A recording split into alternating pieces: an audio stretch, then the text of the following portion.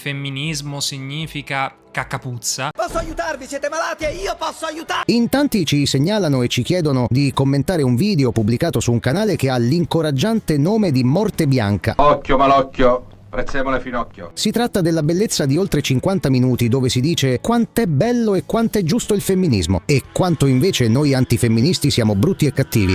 Ora, non intendiamo certo commentare quasi un'ora di ruffianerie a raffica, gran parte delle quali sono già state da noi smentite in singoli video o articoli. Non lo faremo però non per pigrizia o perché non sappiamo che dire, ma semplicemente perché per valutare il contenuto di Morte Bianca basta guardarne esattamente 1 minuto e 42 secondi, quelli iniziali che contengono i 2 aspetti necessari a qualificare e invalidare l'intero video. Vediamoli entrambi. Quando si tira il femminismo fuori dal cilindro, potete stare certi che in ballo ci sono soltanto 2 cose: il denaro o il potere, o entrambi ovviamente. Per Morte Bianca si tratta anzitutto di denaro. Non è casuale che a 1 minuto e mezzo dall'inizio piazzi subito il suo sponsor e non è casuale nemmeno che il video duri così tanto. Questo gli permette di sfruttare a fondo un tema gradito dall'algoritmo di YouTube, che così gli inzepperà il video con tante belle inserzioni. Segui il denaro, suggeriva Giovanni Falcone a riguardo di Cosa Nostra. La regola non cambia quando si ha a che fare con Rosa Nostra.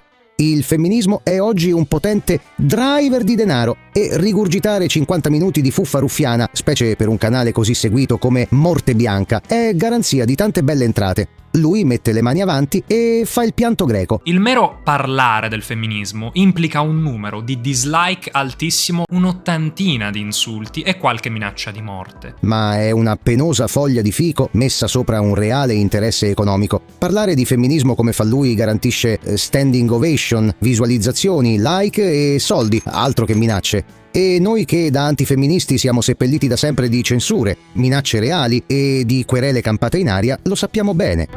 Già l'inquinamento dato dalla caccia al profitto dovrebbe spingere ad archiviare quel video nel cassonetto delle cose dimenticabili, ma in quel minuto e 42 secondi iniziali c'è ancora qualcosa. C'è esattamente tutto ciò che si deve sapere sul femminismo e sulle sciocchezze presenti nel prosieguo del video. State a sentire. Femminismo significa la lotta per ottenere pari diritti tra maschi e femmine. Bene, se questo fosse vero, se il femminismo si fosse sempre battuto e se ancora si battesse per la parità tra maschi e femmine, avremmo testimonianza di mobilitazioni femministe anche per quelle situazioni dove sono gli uomini a essere penalizzati. Qualche esempio. Se le femministe fossero state per la parità tra maschi e femmine, si sarebbero battute per dare l'accesso agli uomini alla professione infermieristica, che è rimasta esclusiva assoluta femminile fino al 1971. Invece no, non l'hanno fatto. Oppure si sarebbero dovute mobilitare per evitare che soltanto gli uomini andassero a farsi massacrare in guerra, o chiedendo di ammettere anche donne in armi, o meglio ancora opponendosi alla leva. Invece no, non solo non l'hanno fatto, ma addirittura durante la prima ondata umiliavano gli uomini che non partivano volontari per il carnaio della prima guerra mondiale. Venendo all'oggi, se le femministe fossero per la parità, si batterebbero affinché i centri antiviolenza accettassero di dare servizi anche agli uomini, come peraltro accade in Francia, e che i vari benefici riservati alle sole donne, come quelli stabiliti dalla legge 119 del 2013, venissero estesi anche agli uomini. Ma ovviamente si guardano bene dal farlo.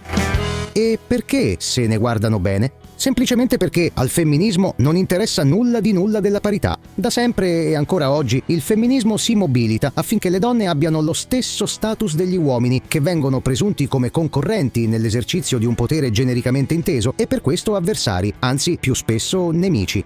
Ci sarebbe molto altro da dire su questo aspetto, ma il video diventerebbe lunghissimo e noi non abbiamo interessi economici tali da dover titillare YouTube e i suoi inserzionisti, quindi se volete approfondire vi rinviamo a questo essenziale saggio.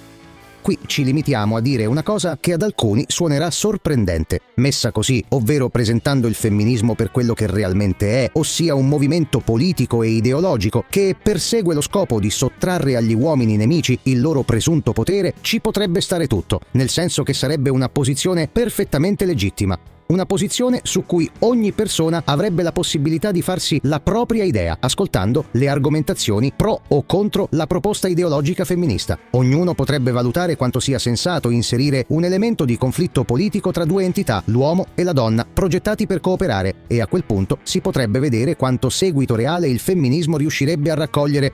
Ovvio che sarebbe risibile e minimale. Ecco perché da sempre il femminismo nasconde la propria carica conflittuale e aggressiva dietro la maschera della parità, un modo vile e disonesto di celare la propria vera natura e raccogliere consensi con l'inganno. Purtroppo per il femminismo, però, la storia e l'attualità portano prove inconfutabili che esso operi in contrapposizione e spesso con odio verso gli uomini per motivi legati puramente all'acquisizione del potere e che esso non abbia mai agito e non agisca mai per ottenere la parità tra uomini e donne. E non sono chiacchiere, sono fatti.